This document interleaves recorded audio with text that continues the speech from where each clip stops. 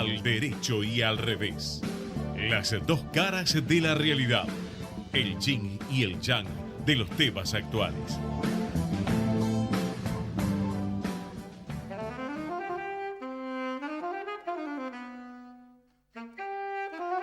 Hola, ¿qué tal? ¿Cómo les va? Empezamos el programa número 246 de Al Derecho y al Revés.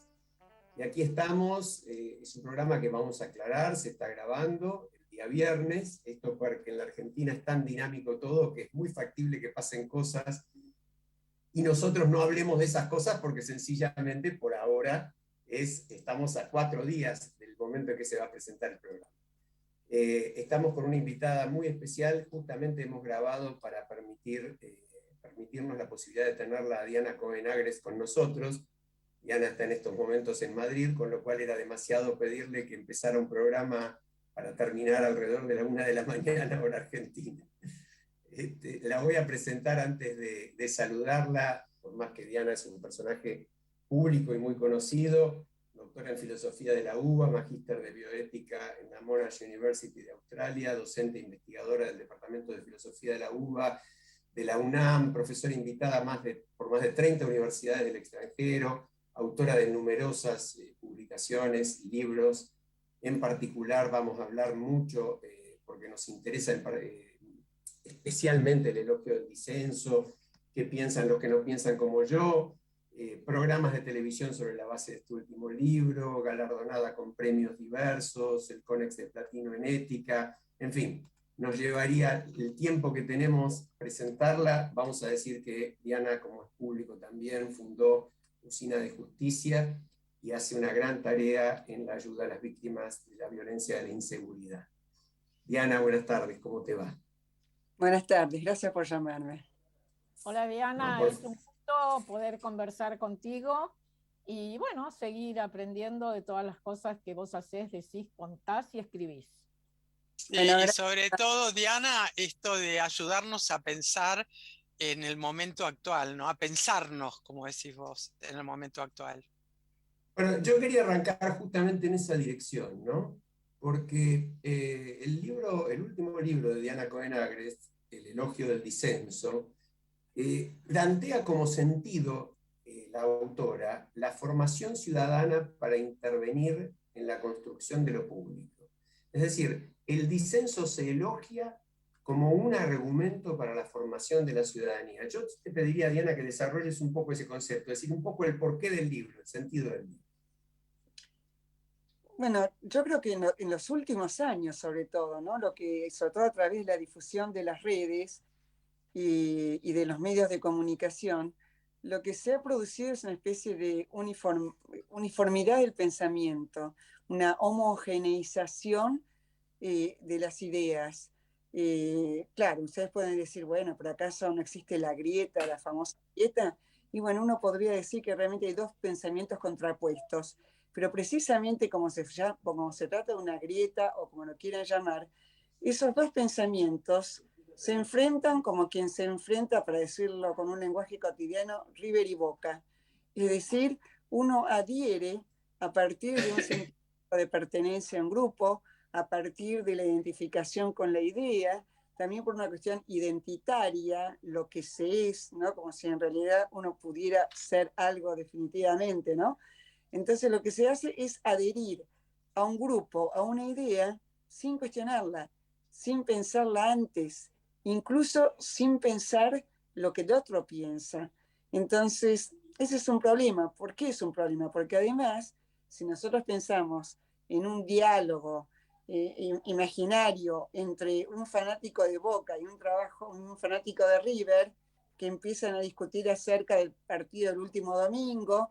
Entonces al comienzo empiezan, bueno, con el tanto, con el gol y cómo estuvo y con el córner. Bueno, reconozco que yo mucho de fútbol no conozco, entonces no voy a decir cosas demasiado precisas, que si estuvo bien el juez, el árbitro en computar algo.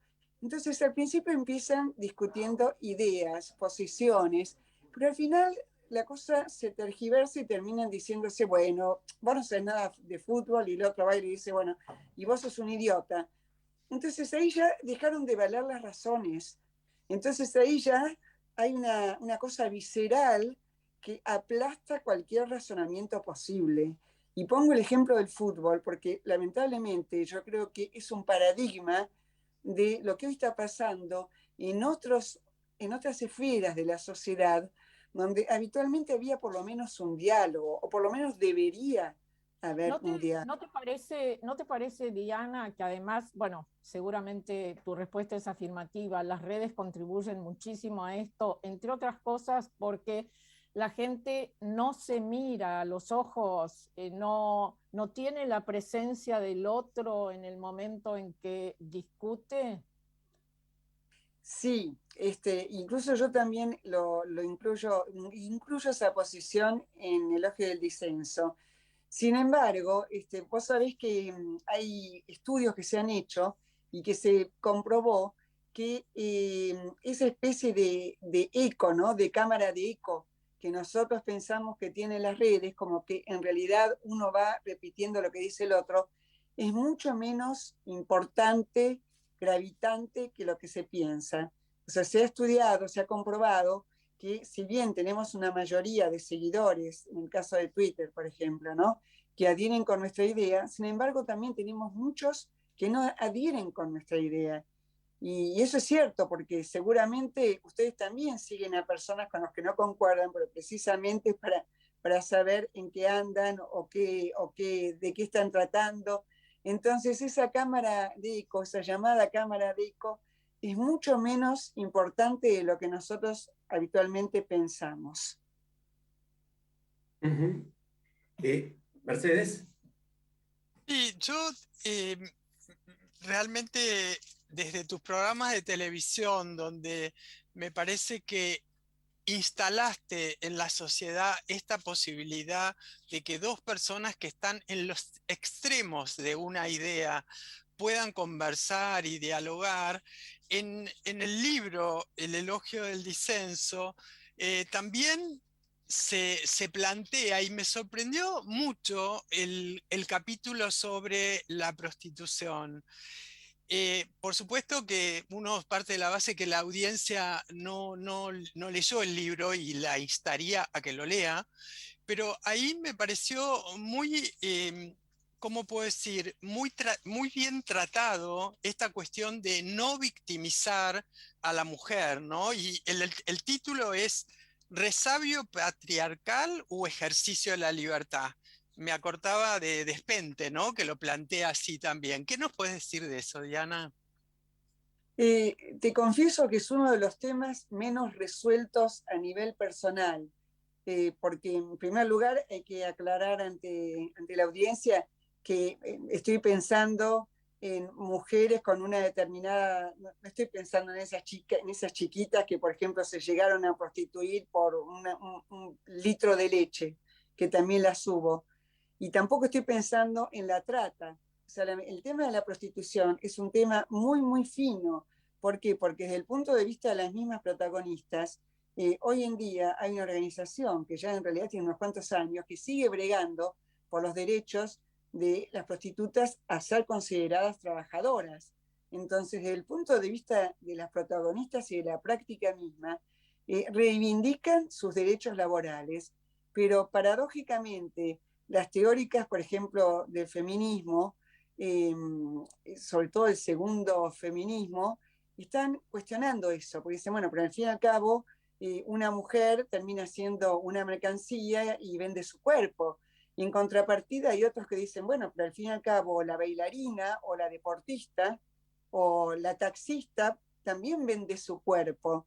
Entonces, lo importante es poder analizar sin caer en una especie como de moralina, ¿no? Sino tomando en cuenta, sí, razones deontológicas, entonces de principios, de valores, pero también razones de tipo consecuencialistas, esto es, cuáles son los efectos en la mujer que ejerce la prostitución. Entonces ahí se cae como una especie de círculo vicioso, porque quienes defienden la prostitución como un trabajo más, ellas dicen, bueno, que en gran parte las malas condiciones en las que trabajan se deben a esta estigmatización Tal cual. hace la gente, pero debido también a la ausencia de políticas públicas. Ahora, por otro lado, cuando vos ves sociedades progresistas, como pueden ser genuinamente progresistas, ¿no? Como puede ser, por ejemplo, la holandesa. Hoy en día en Holanda se está penalizando al cliente, no a la prostituta. Entonces, es un tema bastante complejo, ¿no? Donde a veces uno dice, bueno, a ver, ¿de qué lado? Y que además cambia con cada sociedad, porque no es lo mismo ejercer el trabajo con el propio cuerpo, como es la prostitución, en una sociedad realmente donde se dan ciertas condiciones. Esto que vos decís, Diana, es muy interesante. En Holanda se está penando, sancionando al cliente y no a la prostituta. Y esto nos habla de que hay un victimario y una víctima. El victimario sería el cliente y la víctima la prostituta.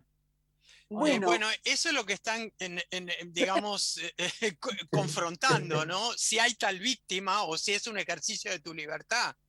Claro. Pero bueno, dale, Diana, vos, ¿no? Sos la que estás reflexionando sobre esto. Pero hay teóricos que dicen que la prostitución precisamente es un crimen sin víctima. Como que en realidad es un ejercicio de la libertad de elección de una mujer.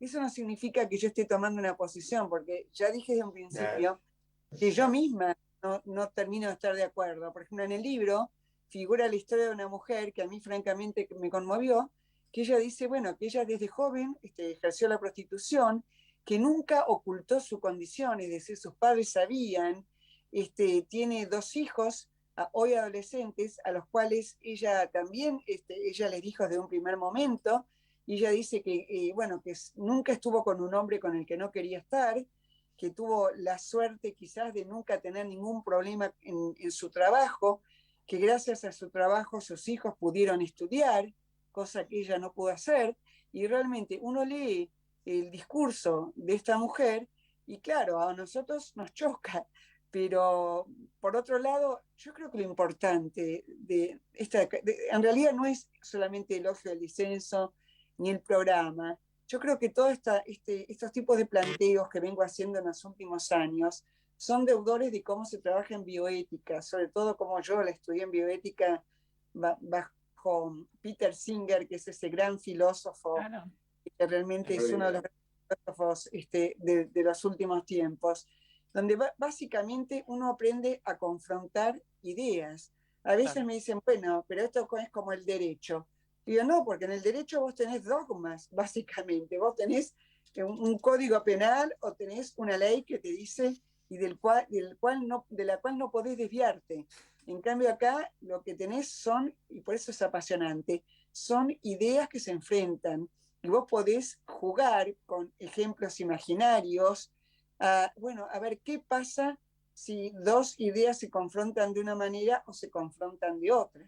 Realmente es un Diana, vos sabés que yo te diría que aún en el derecho, esta manera abierta de pensar es francamente muy positiva para algo que es fundamental para el juez, que es la interpretación del derecho, porque el derecho lo tienen que aplicar seres humanos, ¿no? Pero te quería llevar, vos tenés un capítulo de... Sí, dale. No, digo, obviamente que tenés que partir de una norma que hay que aplicar, pero la interpretación de la norma requiere un alto grado, en primer lugar, de buena fe, que es lo que vos estás planteando a partir de un debate que está abierto a escuchar lo que piensa también el otro y a receptar las demás opiniones. Yo quería en particular remarcar el capítulo de tu libro sobre el lenguaje inclusivo, un tema que de pronto se ha instalado otra vez en esos términos que vos dijiste, en términos de grieta, en términos de a favor o en contra. O lo uso o soy un reaccionario. Y la que lo usa es al mismo tiempo, del otro lado, alguien que solamente quiere alterarme la forma de hablar. Es decir, a mí me impresionó, vos mencionas, por ejemplo, el documento de los intelectuales alemanes en el libro, criticando duramente muchas cosas del lenguaje inclusivo, pero al lado de eso mencionás que si a alguien le preguntan por un gran científico del siglo XX, va rápidamente a decir Einstein y no va a pensar en Marie Curie, justamente porque la palabra científico está asociado al varón, ¿no? Entonces, yo creo que ese es el pensamiento que a mí más me impresiona, la posibilidad de cuestionarnos, ir y venir, quizás, no sé, lo vuelvo a asociar y por eso te vuelvo a preguntar, esto de la formación del ciudadano, ¿no? La formación de quien tiene que participar de lo público. En relación a eso, Ale, bueno, hay un cuento que no vale la pena relatarlo ahora, pero que habla de una eminencia y todos piensan es una eminencia, es un varón, y resulta que en ese cuento la eminencia es una mujer. Y les cuento otras cosas, por ejemplo, en el juego, a veces juego con algunos de mis nietos al apalabrado, si hay algunas palabras que no te la acepta, por ejemplo, sí ídolo y no ídola, sí genio y no genia. Bueno, hay cantidad de cosas, pero seguramente son para registrar y darle tiempo para que esto se modifique. Y coincido en lo que dice Diana en el libro respecto del lenguaje inclusivo, que es una cosa que es una moda, pero sí, además, cuestiones que hay que considerar. Perdóname, yo creo que además poniendo todo en el lenguaje, también se pierde la lucha en la realidad. O sea, el problema es que toda esta moda del lenguaje inclusivo proviene del postestructuralismo de mayo del 68 y con la teoría de que la palabra precede al concepto. Y hoy está en discusión eso, precisamente. Tuve una teoría en filosofía que precisamente yo ahora empecé a dar un curso, de paso, bueno, me paso la publicidad porque todavía está en el tiempo, ¿no? Sí, por favor. Sí, a decoinagres@gmail.com. La verdad que es un curso apasionante y lo digo, esto no es un chivo, esto lo digo, lo elegí porque me apasiona. Porque nosotros estamos formateados con todo el postestructuralismo francés y con la idea de que todo es una construcción social. Entonces, todo se resuelve con un relativismo y hasta con un subjetivismo. Y eso es muy grave. ¿Por qué? Porque nosotros no podemos terminar diciendo, bueno, lo que a mí me parece bien está bien, y lo que a vos te parece bien está bien, en un supuesto respeto a la opinión del otro, en una supuesta tolerancia que incluso se critica como concepto, porque la tolerancia ya implica una connotación negativa hacia el otro.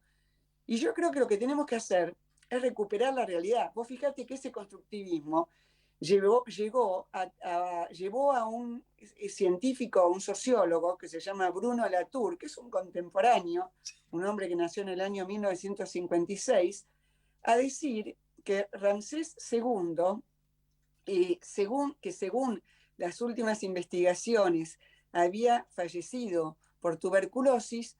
Bueno, él dijo que Ramsés II no pudo morir de tuberculosis porque la tuberculosis fue descubierta en el asilo de Koch en el año 1882.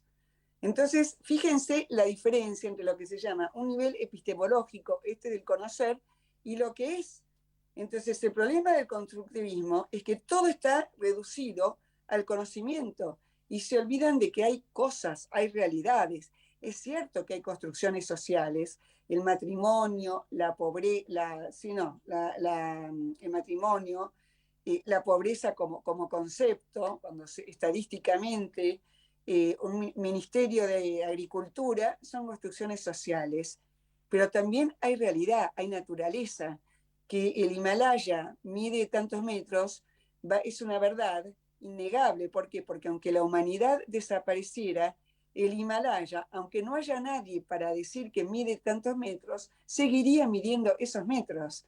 Entonces, yo creo que gran parte de la confusión que estamos teniendo, este relativismo ultranza, que además que aparece en la mayor parte, ¿no?, de los problemas, que estoy haciendo una especie de metaanálisis del libro, porque precisamente cuando terminé el libro empecé a estudiar este tema del nuevo realismo, que es la filosofía del presente, volver a la tierra, volver a pensar las cosas como son, y no a partir de una especie de llave mágica con la cual nosotros pretendemos resolver todos los problemas, que es el hecho de la construcción social. Entonces, bueno, creo que eso de alguna manera también podés pensar todos esos problemas a partir realmente de cuáles son los efectos reales. Vos antes decías, y lo respeto totalmente, que en el derecho hay interpretación, pero una cosa es la interpretación en filosofía donde a lo sumo yo puedo estar Seguro. en un escritorio discutiendo con otro y a ver quién expone las mejores razones. Y otra cosa es la interpretación en el derecho, porque si ese juez no se funda en buenas razones, puede llevar a producir catástrofes en la vida de las personas. Porque Sí, esa es la no, hay una pequeña aclaración, Diana. las Yo, producen ahí catástrofes. A ver, yo hablaba del, sí, yo hablaba de, a veces mucho el entusiasmo en este programa, no suele pasar, del dura lex sed lex, ¿no? Es decir, del antiguo principio de que la ley es dura, pero es la ley. Y el problema es que la ley no es a veces tan clara. Por ahí es distinto, aunque también puede pasar en materia penal, pero el derecho tiene una cantidad de ramas y muchas veces esas cuestiones no son tan sencillas de interpretar. Entonces yo me refería a eso. Claro, En ese debate interpretativo tiene que haber amplitud mental, porque si no caes, aún en lo jurídico, en la misma característica. Vos tenés una expresión muy interesante también, que es justamente la invocación ad personam, es decir, la descalificación de la persona que antes era dominem, ¿no? Y lo tomás como muy bien tomado en un término que involucra a hombres y mujeres, y también en derecho hay eso. Aunque parezca mentira. Lo que pasa es que los jueces lo que sí le tienen que agregar, como bien decís, y con esto cierro, es un sólido fundamento jurídico por el cual están ellos aplicando una norma. Para eso existen los tribunales inferiores, los superiores, y en definitiva pueden descalificar esa sentencia inicial, ¿no? Pero bueno, era solamente aclararlo. Cuando la ley dice el juez podrá, todos los jueces lo leen como el juez deberá. Entonces, disparate.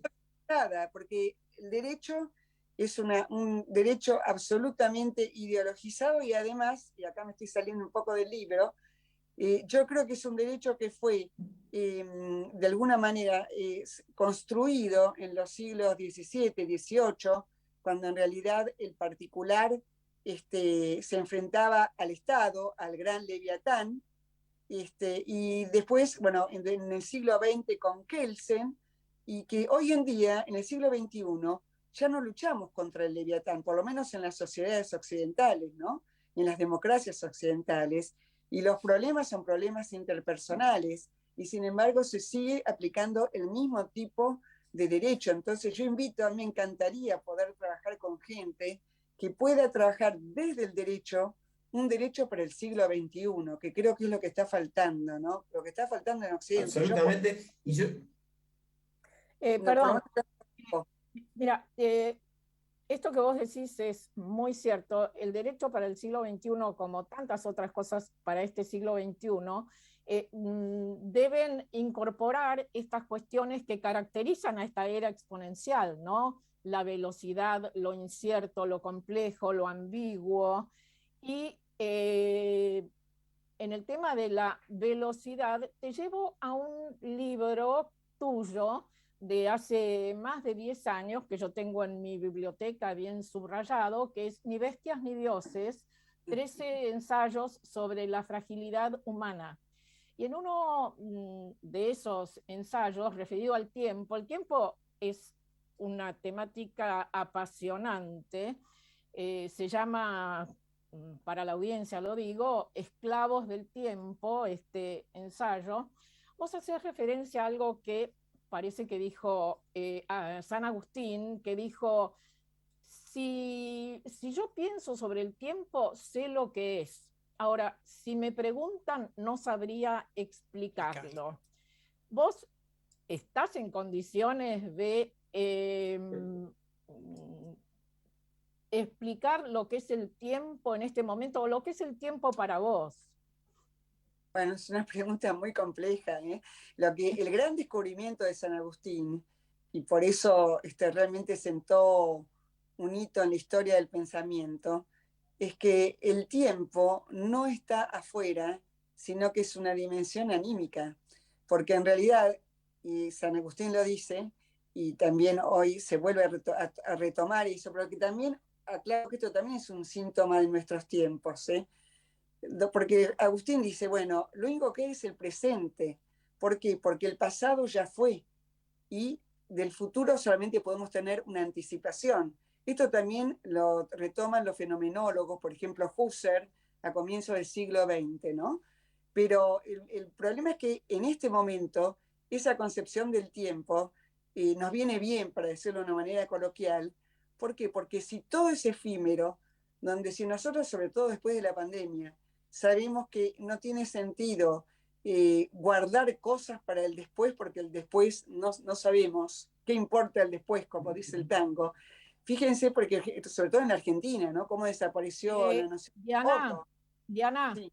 para hacer publicidad a tu libro, Ni bestias ni dioses, voy a citar algo que vos decís, y es lo siguiente, y que acabás de hacer mención a ello. San Agustín lo reencuentra, estamos hablando del tiempo, en la intimidad de la conciencia, y en su interioridad también descubre que si el pasado ya no es y el futuro aún no es, entonces el tiempo se conjuga solo en la dimensión del presente, ¿no? Sí, que además para nosotros nos parece absolutamente actual, pero en la época de San Agustín tenía que ver precisamente con esa noción de eternidad propia de Dios, bueno, el tiempo como criatura divina y también la diferencia del tiempo con la eternidad. Ahora, yendo al presente, eso es lo que yo quería decir, ¿no? Que vivimos en la instantaneidad. Cuando, incluso en la Argentina, ¿no? Donde el dinero se devalúa como se devalúa. Y, por ejemplo, el éxito del previaje, acá no estoy haciendo política, para nada, estoy hablando como fenómeno sociológico, ¿no? Claro, la gente tiene un peso y dice, bueno, lo gasto ahora. ¿Por qué? Porque yo creo que por la pandemia hemos tomado conciencia de algo que siempre el hombre fue, que es finito, su finitud. A mí, de cierto modo, será que hace mucho vengo pensando en estos temas, pero me llamó la atención el grado de depresión generalizada, la gente realmente, cuánta gente se enfermó, porque descubrieron algo elemental. O sea, nosotros queremos negar nuestra finitud. Por eso Spinoza, y retomo porque lo nombro en ese capítulo seguramente, Spinoza dice, nosotros nos sentimos eternos. ¿Por qué? Porque la muerte siempre es vivida a través de un tercero. Nosotros no podemos experimentar la propia muerte. No, Porque te voy a hacer una pequeña corrección. Eso lo bueno, citas en el último, en el último ensayo, que es la inmortalidad, entre el anhelo de lo eterno y el alivio de lo efímero. sí, sí, es así. Bueno, Porque menos mal que no somos eternos. Menos mal que no somos eternos. vos sabés que agrego un dato completamente mundano, pero que refleja absolutamente lo que está diciendo Diana. No solamente los estudios médicos, neurológicos y psiquiátricos están dando fuertes resultados en esa dirección de la pospandemia, sino que tomando un dato mucho más elemental y vinculado con los viajes, en este momento se están vendiendo pasajes aéreos en un nivel largamente superior al de 2019. Es decir, hay una vocación por salir, digamos, a recuperar tiempo perdido, que por supuesto es irrecuperable, y a vivir tal cual dice Diana el presente, muy, muy notoria, y es un tema para una larga reflexión. Yo antes de que se nos acabe el tiempo, quiero volver a mencionar, vos, Diana, te pido que vuelvas a decirle a la audiencia a qué dirección te pueden escribir por el curso del que hablaste. Ah, sí, gracias. La dirección es un mail, ¿no? De Diana, cohenagrest@gmail.com, que en realidad solamente di la primera clase y la estamos grabando, y quien no puede estar es el lunes a las 6 de la tarde, pero quien no puede estar presente mandamos la clase grabada. Y la verdad que a mí lo que me apasiona de esto es poder pensar nuestra época, que no llegamos a pensarlo, porque en general la filosofía es como el búho de Minerva, decía Hegel, que, claro, que lanza su vuelo al atardecer, y dice, necesita que el tiempo que la historia se haya dado como para pensar sobre la historia. Pero el problema que tenemos hoy en día, sobre todo con las nuevas tecnologías, es que las invenciones son tan pero tan rápidas que nosotros no llegamos a metabolizar esas invenciones.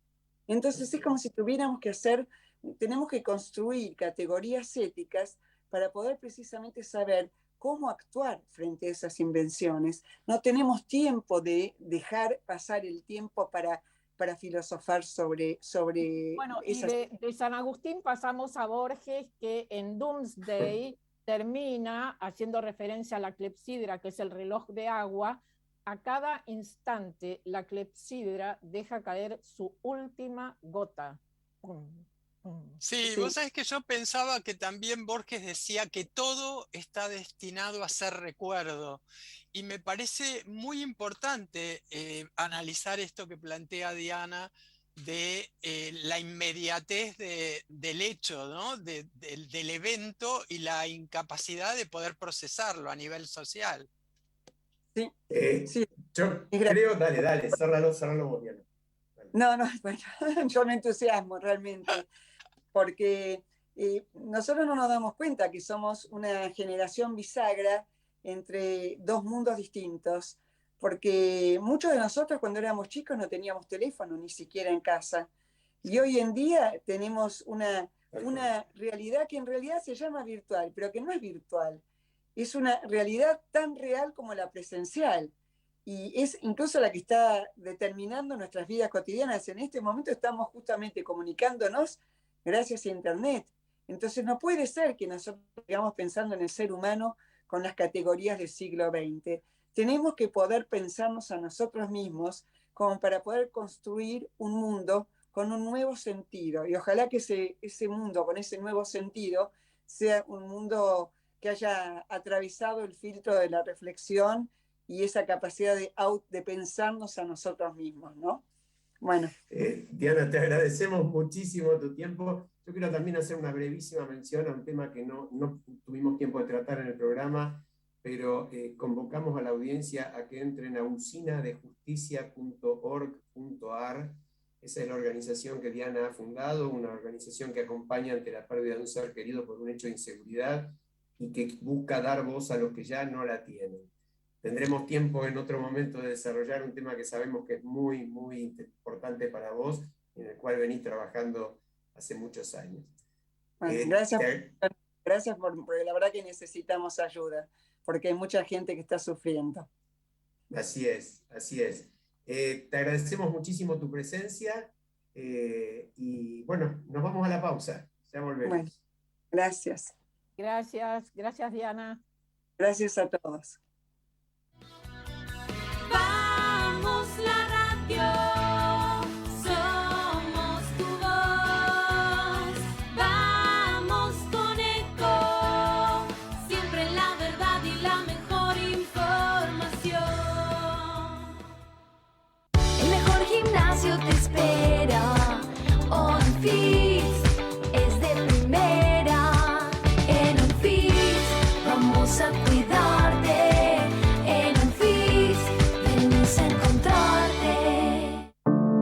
Cuidar es la herramienta digital del Ministerio de Salud. Descárgala en tu celular a través de tu App Store o Google Play y carga tus datos. La aplicación te permite hacer un autodiagnóstico, acceder a tus certificados y consultar el resultado de tu hisopado. Ahora podés acceder a la información provista por el Ministerio de Salud y ver tu diagnóstico COVID-19 de forma rápida y sencilla. App Cuidar. Sigamos cuidándonos. Gobierno del Pueblo de Merlo. Intendencia Menéndez.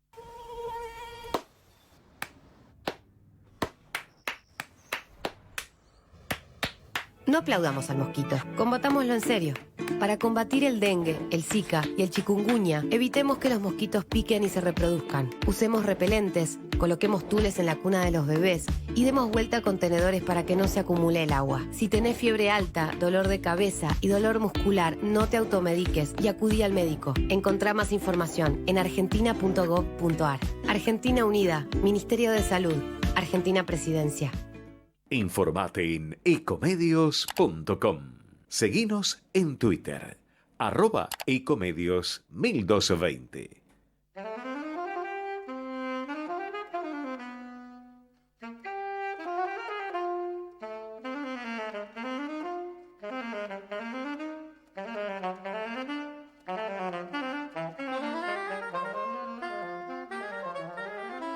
Bueno, estamos de vuelta. Muy interesante la charla con Diana Cohen-Agres. Realmente es muy claro cómo invita a pensar y cómo invita a escuchar a los que no piensan como uno, ¿no? Esa frase tan cara a nuestros sentimientos, a lo de todos los integrantes de este programa.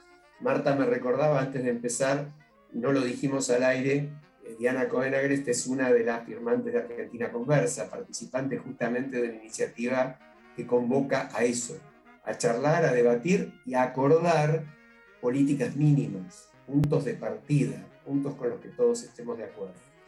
Pero quiero dar una muy linda noticia, por un lado, que es la aprobación de Ficha Limpia, la iniciativa liderada por Gastón Marra y con una participación tan destacada de centenares de jóvenes en todo el país, en la provincia de Jujuy, que se agrega a las otras 3 que ya la tenían, Chubut, Mendoza y Salta.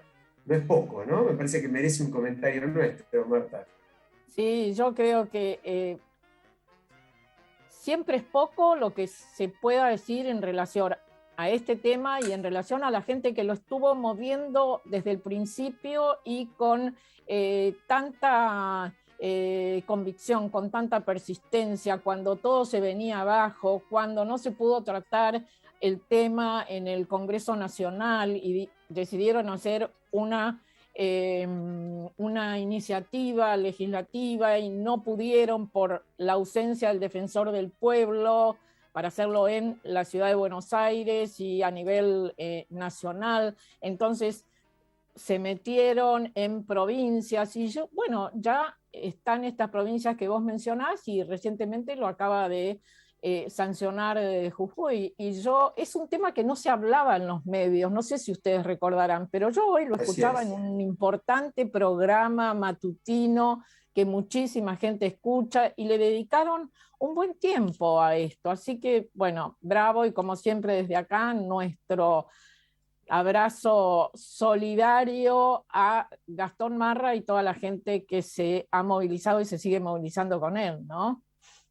Sí. Mercedes, dale, yo te iba a pedir. No, yo quería dale. decir que es una alegría enorme porque uno va viviendo las frustraciones de cuando hacen un esfuerzo descomunal, ¿no? Y pierde estado parlamentario y se vuelve como a cero, nunca es a cero, pero la sensación esa de un esfuerzo enorme y como, ¿no? El juego de la oca, 4 para atrás, 2 para adelante. Entonces estos logros que son mojones, que son hitos, hay que celebrarlos y que la ciudadanía tome conciencia de apoyar estos procesos, porque es muy difícil sostenerlos hasta que se logra que una provincia adhiera a Ficha Limpia. Así es. Yo te iba a decir que nos hables... Alejandro, vos sí, que sos muy claro en las explicaciones, resumí lo que significa Ficha Limpia, otra vez. Bien. Digámoslo, porque uno nunca sabe si todo el mundo lo ha escuchado y realmente hay que seguir educando y mejorando y profundizando el pensamiento sobre esto. Ficha Limpia básicamente en lo que consiste es en que los que representan a la voluntad popular, los diputados, los senadores nacionales, provinciales, son decisiones que se adoptan en cada esfera, de manera que las provincias lo hacen para su territorio, tengan que cumplir las mismas reglas, en realidad ni siquiera las mismas, reglas un poco más laxas que las que tiene que cumplir cualquier empleado público. Porque para ser empleado público no hay que estar procesado por un delito doloso. Y lo que dice Ficha Limpia es que para ser legislador no hay que tener una condena, que según el régimen de cada provincia puede ser una condena de primera instancia, o como en Mendoza, o una condena ya de segunda instancia, aunque no esté firme. Es decir, que básicamente Ficha Limpia establece que quien está condenado por un delito doloso grave no puede ser candidato. Así es un poco la síntesis sencilla. Por eso no se entiende tampoco la oposición de tantos, o mejor dicho, se entiende de una forma que es muy mala para ellos, porque el que se opone a que un condenado no sea candidato, solamente uno imagina que puede ser porque tiene miedo de estar él condenado y no poder serlo, ¿no? Lo digo con un poco de humor. Sí, la rosca política incluye este tipo de silencios de un lado o de otro a veces. Tal cual. Yo le iba a pedir a Mercedes, porque este programa lo dijimos al principio para permitir la presencia de Diana Cohen-Agres, lo estamos grabando el viernes 22. Es decir, que posiblemente haya cosas que pasen de acá al martes 26, cuando se emita, que no vamos a poder comentar. Pero sí podemos aprovechar para comentar un día muy especial, Mercedes. ¿Qué día es hoy? Sí, hoy es el Día Mundial de la Madre Tierra, el Día de la Tierra, para sintetizar. Y hay una conciencia, por suerte, cada vez más amplia de que los seres humanos estamos maltratando desde hace mucho tiempo a nuestra casa común.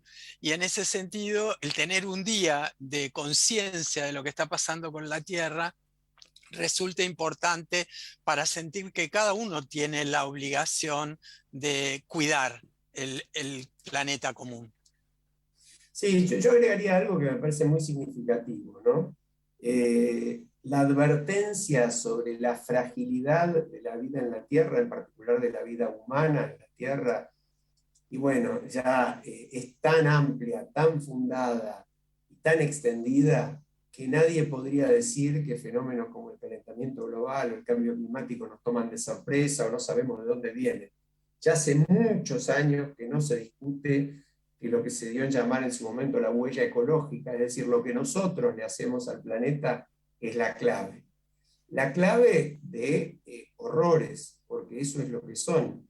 El cambio climático pone en riesgo la supervivencia de muchos millones de personas en forma bastante cercana. Y hoy comentaba los medios que en un documento de Naciones Unidas se menciona justamente el riesgo serio que corren amplias áreas de la ciudad de Buenos Aires y del Gran Buenos Aires a raíz de la posibilidad de inundaciones, que es lo que lógicamente va a pasar con la suba del nivel de las aguas. Ni hablemos de lugares como, no sé, Miami o Nueva York, hace tiempo que se sabe. Entonces, un poco convocar a pensar en que esto es un problema real, tangible, inmediato, que no es teórico, que nos afecta en lo personal a cada uno de nosotros, ¿no? Sí, vos estás hablando de el revés, siguiendo lo que es en nuestro programa, el derecho y el revés, que es esto que deberíamos ver y que a veces insistimos tanto para que se vea y no se ve, y es lo no bueno de la realidad. Pero yo quisiera hablar del derecho en este caso, y el derecho en este caso para mí es que observamos cada vez más que los jóvenes son nuestra conciencia ideológica. Y esto me hace tener una visión esperanzada, porque no solo los jóvenes, los niños a veces enseñan a sus padres cómo cuidar, cómo reciclar, cómo no tirar las cosas en cualquier lado. Entonces déjenme que ponga una gotita de esperanza en las generaciones que nos siguen y que yo creo que son en muchos casos nuestra conciencia ecológica.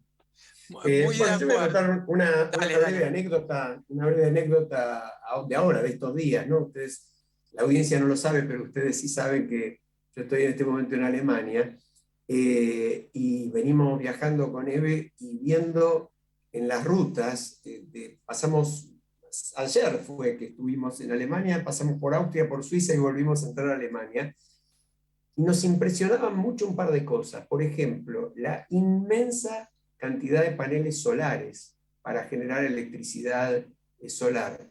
En algunos casos hasta, diría, más que simpáticos, como conmovedores, porque están agregando paneles solares en construcciones que son muy antiguas.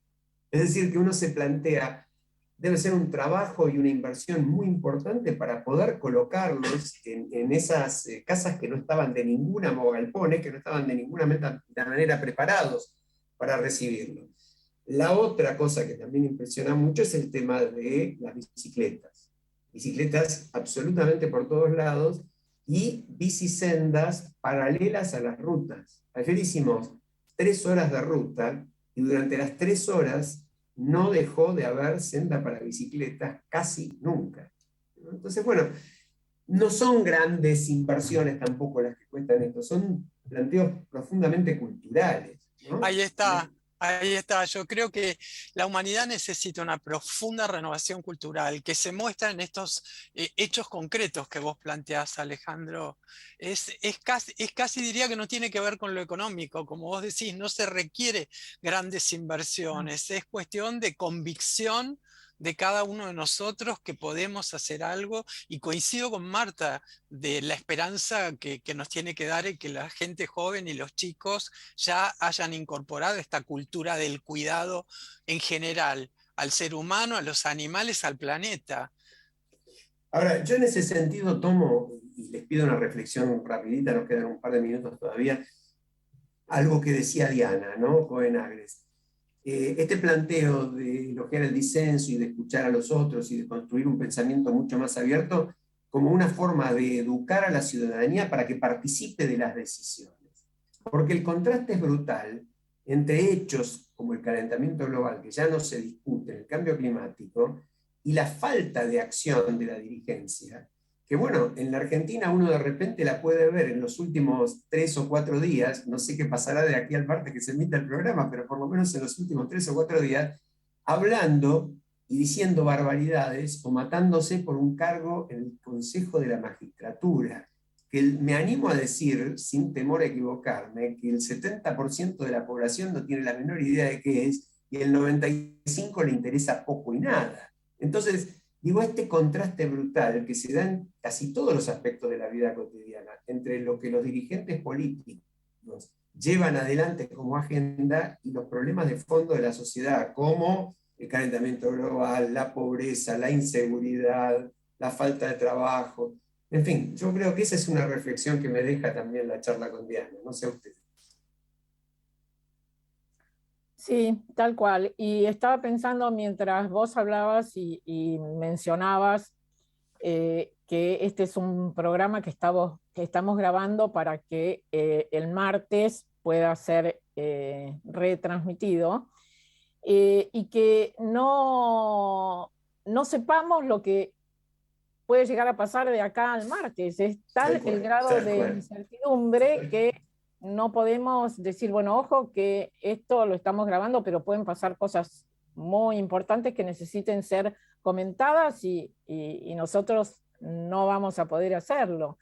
Bueno, tiene que ver con el tema de la velocidad de lo incierto, ambiguo, complejo, etcétera, pero fundamentalmente con cosas que pasan en nuestro país, que todos los días tenemos un escándalo, porque sí, es un escándalo, que nos hace parar y decir, pero no se dan cuenta que estamos tocando fondo, pero siempre hay alguien que consigue una pala para seguir cavando, ¿no?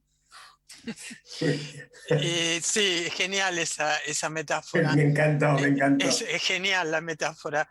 Yo me quedé enganchada con el tema de la pedagogía del cuidado. Esta cuestión que creo que cuando lo entrevistamos a Bernardo Toro el año pasado, se planteaba, ¿no?, como este paradigma del cuidado, que sería desde donde hay que pensar todas estas problemáticas sociales. En la medida que nosotros tengamos incorporado esta cultura del cuidado, se extiende a la persona que tenés al lado, a la violencia en los colegios, al cuidado del medio ambiente, a los animales, al respeto al otro. Me parece que por ahí va el tema, donde cada uno de nosotros nos sentimos responsables de desarrollar y de profundizar el cuidado. Y ninguna duda que la agenda de nuestro querido país, que el país va por un lado y todo lo que es la política, ¿no?, y lo que sale en los medios, sobre todo, horas con el tema de la magistratura y los problemas acuciantes de las personas, no aparecen en ningún lado, ¿no? Aparecen tangencialmente. Tal cual. Así es, esperemos que de acá al martes no pase nada sustancial, porque esta es la otra desgracia, ¿no? Y esto sí es un problema bastante peor en la Argentina que en otros lugares del mundo. Cuando uno piensa en algo que cambie la tapa de los medios de acá a 4 días, no está pensando en algo mejor. De alguna forma, esto es lo que nos conmueve, ¿no? Nos vamos a ir despidiendo, les vamos a transmitir nuestro agradecimiento a quienes nos siguen. Les vamos a dejar un tema muy especial, se llama Un Mundo Sin Violencia, cantado por Patricia Sosa, una versión conmovedora. Es un deseo profundo, sin violencia y con mucha construcción positiva. Así que los saludamos a todos y nos vamos hasta la semana que viene. Ale, y les recomendamos que lean la Carta de la Tierra, que vale la pena repasar. Sí, muy bien, claro que sea esa la despedida. Gracias a todos. Leer la Carta de la Tierra. Gracias, Mercedes. Hasta la semana próxima. Chao, chao. Somos partes de una tierra muy herida. Hasta el cielo llora a veces esta realidad. La violencia sobrevuela todo el tiempo, pero se puede cambiar cuando el miedo va guiando nuestros pasos. No hay salida, ya no hay donde escapar. Siempre habrá un lugar, oportunidad. Pedir ayuda te puede salvar. Cuidarnos, querernos, valorar lo que ofrecemos. Este mundo lastimado nos pide amor y respeto, tan iguales, tan distintos. No importan las diferencias, somos muchos los que dicen: quiero un mundo sin violencia.